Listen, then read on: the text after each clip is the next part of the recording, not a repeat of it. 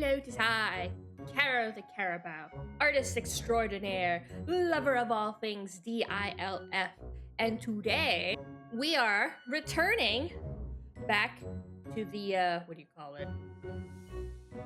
World of Darkness. I'm sorry, it's been a hot minute since we've last traversed the world of that tabletop RPG. It's been forever, and for those of you that have known me for a while now, you guys know that oh my god, I had such a big obsession with Vampire the Masquerade. It was one of the first things I ever streamed with my old persona, as well as my art stream. One of my very first art streams was drawing one of my all-time favorite Vampire the Masquerade. If you know, then you know. A full moon illuminates the night sky with an ominous shine.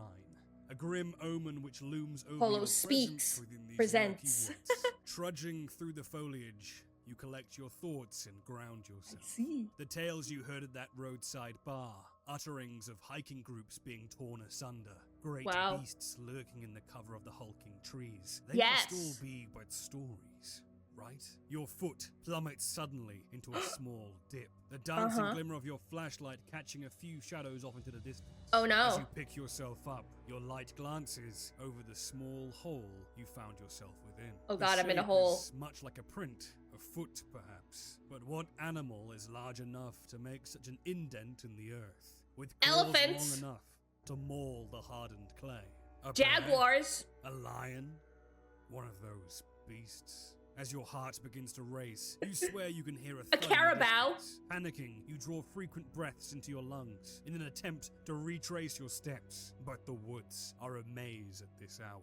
As you lose your surroundings and all seems but lost, that thud draws closer and closer. Then, oh no. You can feel it. The palpable, murderous intent glaring on your soon-to-be carcass. As your flashlight turns violently around to meet your terrified gaze, you see it. 10 feet tall, its body coated in onyx bristles. Its face is that of a behemoth wolf, with its jaw coated in viscous These aren't the Twilight werewolves, are they? Its eyes focus on you, but they offer no hope for your survival. For one of its scythe-like claws will soon be carving you up into tonight's meal. Oh, help.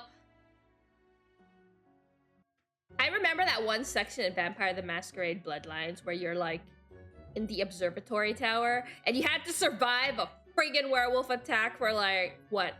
The timer was so, I think it was like a whole 5 minutes where you're just running around in a circle trying not to die. Cause like one slash was insta-kill and I was like, I hate this. There was a way to kill it. I did manage to kill it. I found it by accident. I was so proud. The world of darkness is more than just vampires and mortals. It encompasses a great deal of different species of creature which cling similarly to the shadows in order to survive. Almost any supernatural creature you can think of resides under the night skies of the world, but none are perhaps as fearful as the Garou, also known as werewolves. Garou. Unlike vampires, werewolves are not cursed, and neither do they revere their condition as a burden. Oh, for their duty is one of celestially ordained protection of not only their species, but the entire Well, that's interesting. world. So These beasts are perhaps some of the most complex creatures in the world of darkness, and I'll be going over their mythical origins, the variety of their species, and the various changing forms they have to offer. So there's like no full moon thing going on with these guys? Or want to learn more about the world of darkness? Yeah, I don't think so. The game didn't have that. Even subscribe, as it helps the channel immensely. Also, consider following me on Twitter for more Werewolf The frequent Apocalypse updates did not regarding the have channel. that. I remember, actually.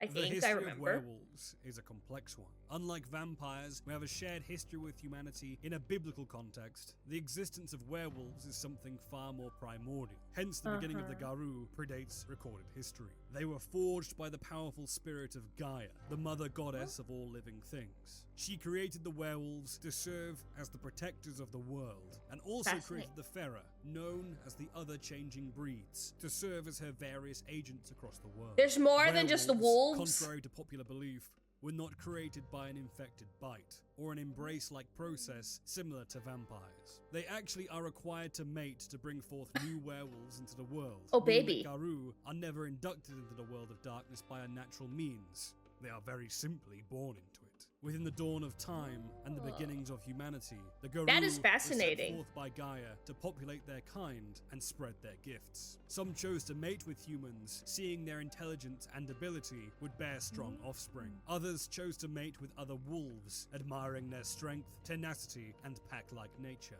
For a long time, werewolves acted as the natural overseers of humanity, controlling their population whilst also shepherding and protecting them from complete extinction. What It do was you said that the mean, Garou were given controlling tutor the to teach humanity population? about existing in harmonious balance with the natural world. Yet such idealistic plans were quickly burned away. Many of the werewolf tribes recall the events which started the decline of the relationship between the Garou and humanity different, but all end with the same conclusion. The two would forever hence be fearful of one another in a never-ending stalemate of distrust. These times were known broadly as the Impergium, which is said to have been a vast culling of the human population by prehistoric werewolves. However, this was no ordinary population control measure. This was a far more severe, far more violent policing enacted by these beasts. These mortals would become intensely fearful of the night, awaiting the omnipotent hunters to come and snatch them away into the moonlit abyss. I mean, you can't just go around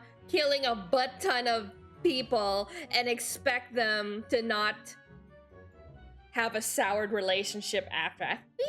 I feel like I'm on the humans on this side. No matter how. I mean, I know humanity, we're a bunch of assholes, but come on, man. Are you really that surprised?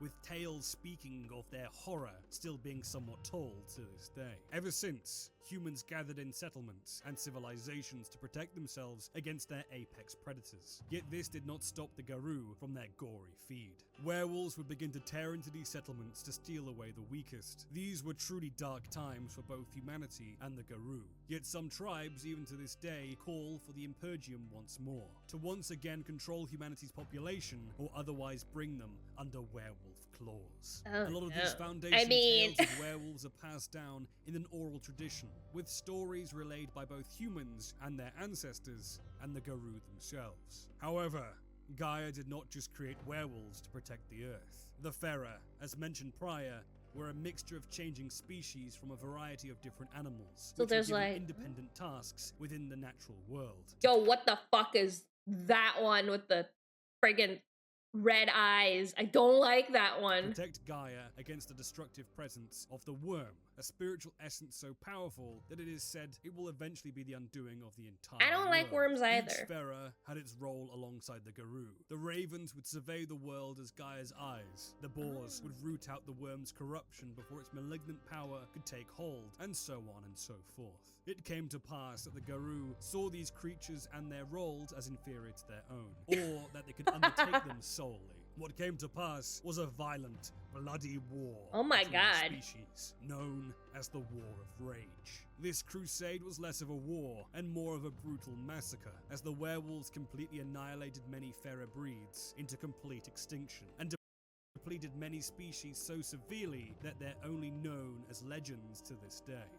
So, in other words, werewolves are assholes. Got it. However, in their hubris, the werewolves, whilst believing they had overtaken their natural competitors, were ill-suited for the vast array of roles the Fera had occupied.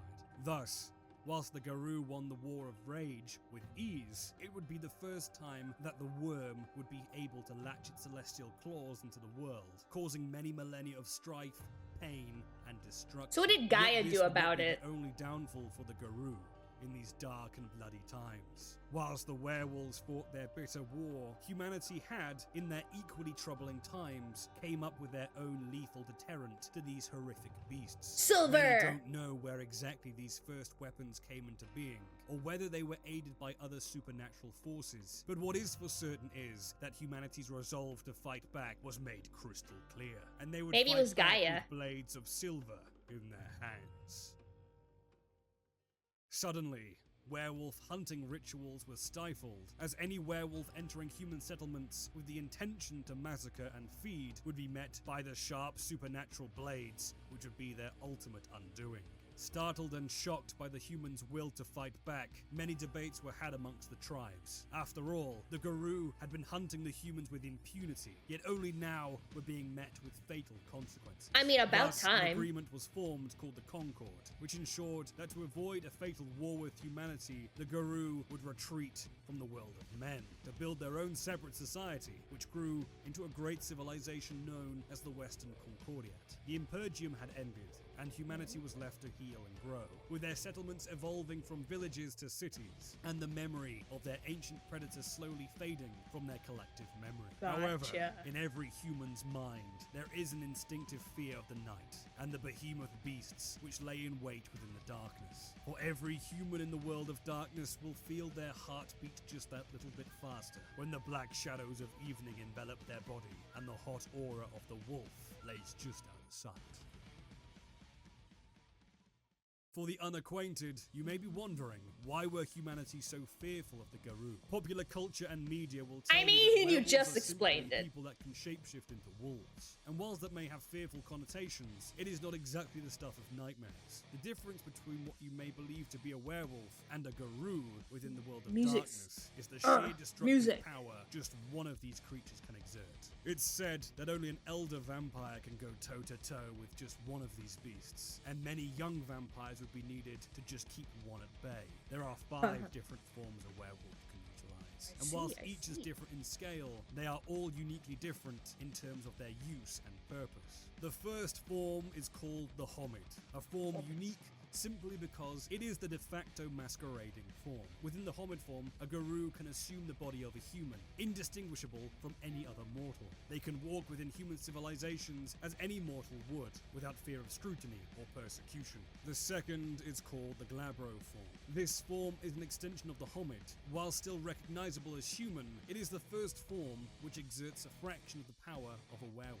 If the Homid form Wolfman. is Dr. Jekyll, this surely is Mr. Hyde, as the Glabro form makes the Garou stronger, more resilient, and far more deadly. Yet this is but a shadow of their true potential. The third form, the Hispo form, is a form utilized by Garou to transform into a behemoth, nightmarish wolf.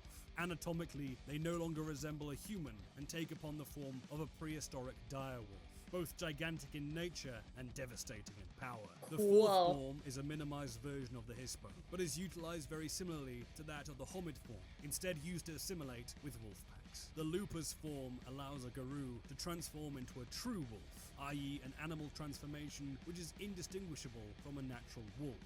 Garou tend to use this when roaming within a pack.